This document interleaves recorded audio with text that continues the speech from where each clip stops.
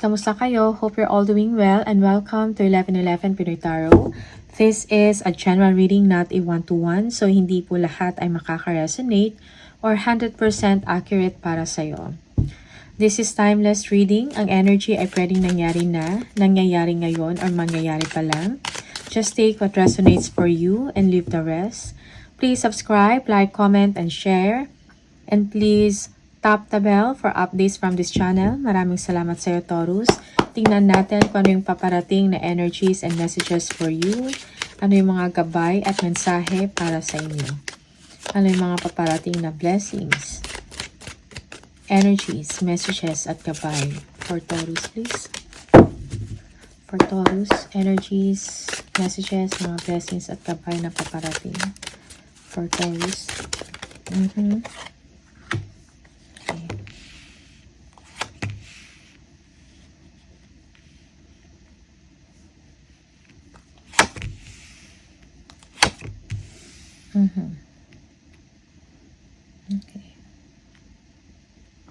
For some of you, nasa bakasyon kayo ngayon or nagpapahinga. Okay. Yeah, you may be working in another place or abroad, or simply you are taking a break, no? From your work, sa trabaho ninyo. You are motivated by your family, no? Merong family gatherings or celebration na nangyari. Okay, but in your mind also, you're thinking about work. Yung iba sa inyo, kailangan mong ipahinga ang inyong isip, no? Most especially, yung mga gagawin mo pa, yung mga next mo na gagawin sa trabaho. Savor mo yung moment ngayon. Yeah, you are conflicted about going back to work. For some of you, you don't want pero kailangan. Okay, merong expansion and growth sa inyong pupuntahan for some of you. Okay, maybe yung trabaho mo na yan, yun yung nagbibigay or nagpo-provide ng mga needs ninyo, okay, up for your family. Hindi lang yung needs, but also nagbibigay sa inyo ng magandang income, no? Nagbibigay ng security and stability when it comes to finances para sa pamilya mo, okay? And for some of you, you have no choice but to go. Okay? Yeah. You will be leaving your family for a while, temporarily. Okay? Maybe you are working abroad. Okay? You will be traveling for some of you. But right now, bigyan mo ng time yung sarili mo makapagpahinga. Okay? Your mind and your physical body for some of you. Okay. You are also hoping na sana maging maayos yung family mo. Okay. Yeah. You are wishing, hoping, and praying.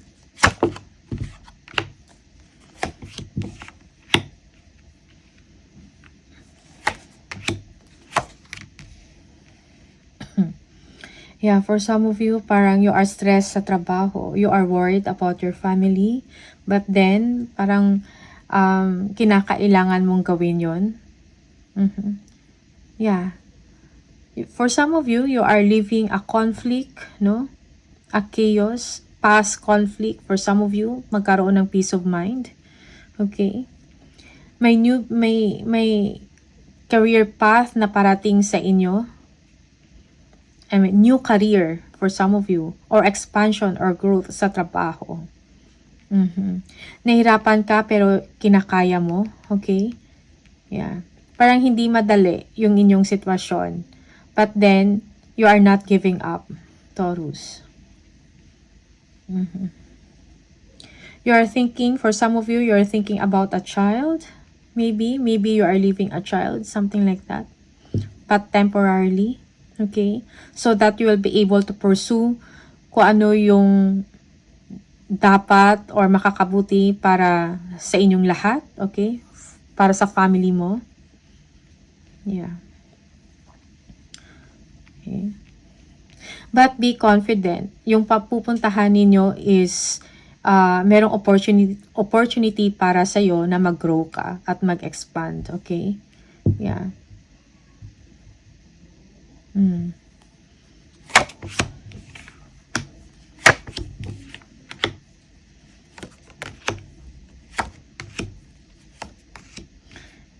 Okay. Mhm. Okay. Merong travel na mangyayari, okay? Maybe locally to or internationally, okay? Yeah, as I've said earlier, parang abroad to, okay? You are planning, you are making kung ano yung magandang gawin, okay? Na maging maayos ang iyong lakad or biyahe for some of you. There is also someone na suportado ka and he or she parang sasama or kasabay mo umalis, okay? Maybe a fire sign. Yeah. So, merong energy that you will be missing someone, okay? Parang mamimiss mo ang iyong hometown, okay? Yung family na may iwanan mo, okay? Your mother or your sister or mga pamangkin for some of you, okay? Merong new direction for you na nag-aantay, Taurus. And kailangan mo ng lakas ng loob at confidence to move forward. Okay? Merong mga achievements, no? Mga importante kang kailangang tapusin or ma-achieve, no? Sa trabaho. Ang inyong hard work or high performance parang napapansin or recognize, no? Ng inyong pinagtatrabahuan. You are a determined person, masipag, okay? You are in action, okay?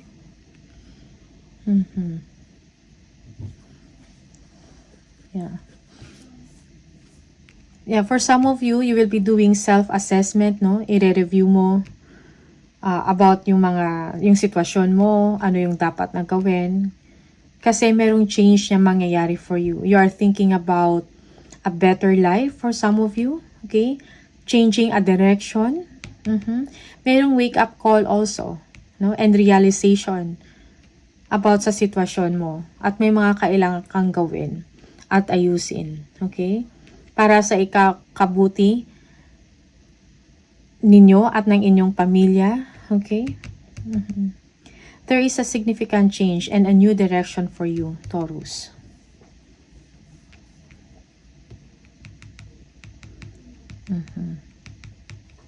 Alright then.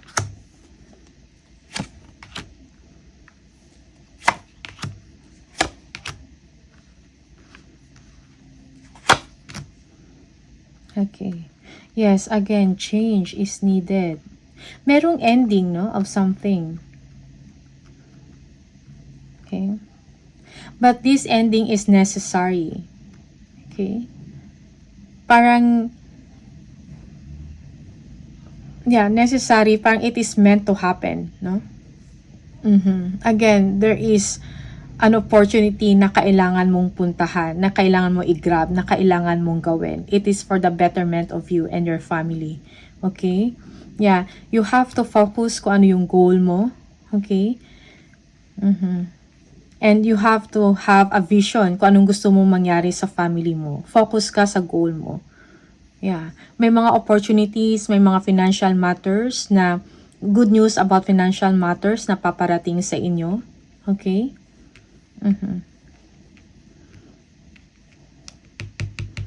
Yeah. Yeah, again. Abundance, prosperity. Okay? Yeah, for some of you, this is a new offer or a contract, business venture. Okay? There is someone na magbibigay sa inyo ng magandang balita about sa kaperahan. You are looking forward to it. You are patiently waiting for that. Okay?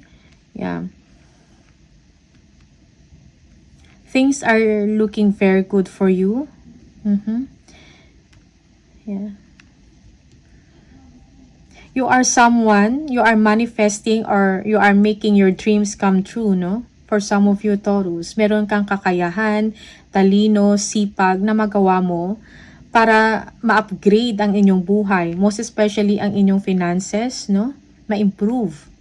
For some of you, you will be receiving a good amount of money, okay? A gift.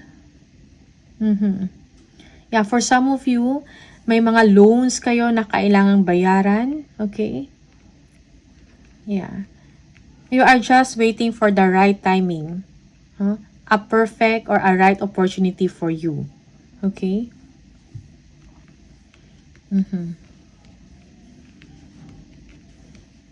Nag-aantay kayo ng isang malaking opportunity. Okay? Na para baguhin ang buhay ninyo. Okay? In a positive way. Baguhin yung buhay ninyo in a positive way. Okay? You will be receiving money. Yeah. Big money is on your way. Good fortune. Yes, may wish fulfillment. Okay. Yeah, may swerte na parating sa inyo, Taurus. Okay, magbibigay ito ng emotional fulfillment. Okay, para bang yung kung ano man yung mga concerns ninyo, mabibigyan ng sagot, no? Will fade away. Yeah, merong breakthroughs, magkakaroon ka ng clarity of mind, no? Para magsisink in sa'yo yung katotohanan, something like that. Okay, yeah. Things will suddenly move for you, Taurus. Kung meron kayong inaantay na break, it will come. No? So just be patient for some of you.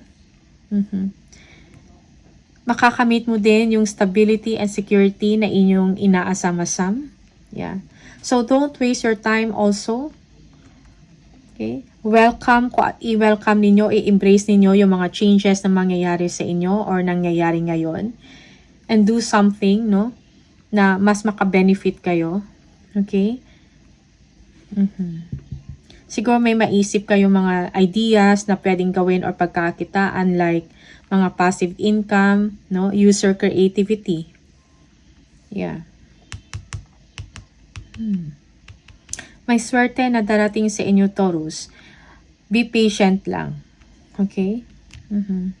Merong celebration at the same time. Okay?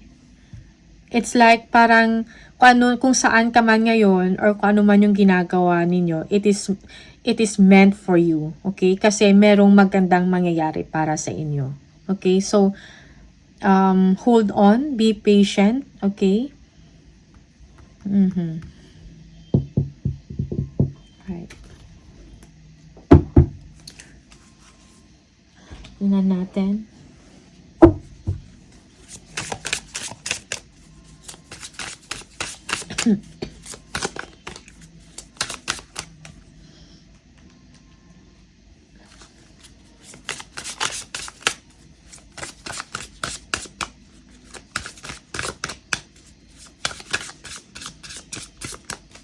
For some of you, you have to let go of the past, no?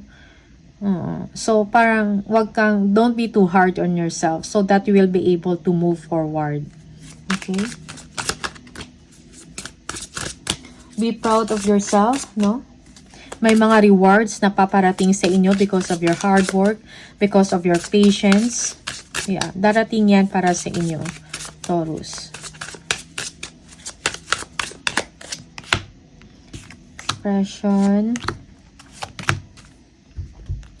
Expression. Open up your heart and connect with others. Express your creative self.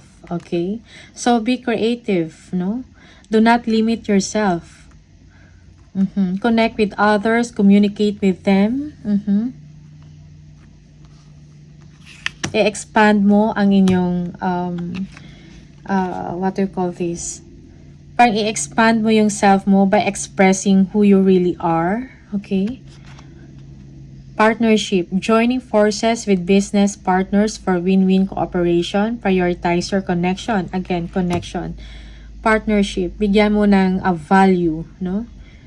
Ang inyong mga friends or ang inyong partner, business partner man to. Okay? Join forces with them. Okay? Money tree. Dreams come true. You will get what you have long desired. Enjoy your wealth. Yeah. Merong wish come true talaga sa inyo. Okay? Yung parabang yung mga problema ninyo or pinoproblema, magkakaroon ng solusyon. Okay? So, enjoy your wealth, no? Ano man ang matatanggap ninyo. Yeah. Enjoy and at the same time, save for the future. Okay? Tingnan natin. What else for Taurus?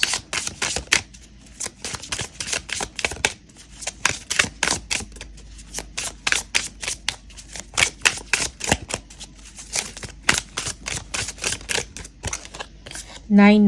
It is time to get to work on the realization of your soul's mission in life.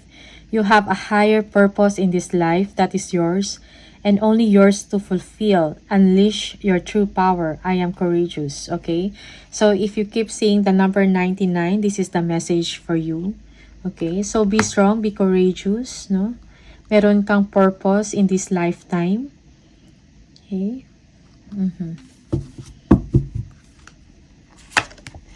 Number 29, you are highly intuitive and creative. Your mind thinks in pictures, and you seem to draw information and ideas from out of the sky. A powerful drive to know the oneness of all things. I am insightful. Okay. Yeah, for some of you, you are very intuitive, no? You have a sharp mind. Okay? Use it, no? For some of you, you are good. You are a light worker. Okay. One more spirit message for Taurus, please.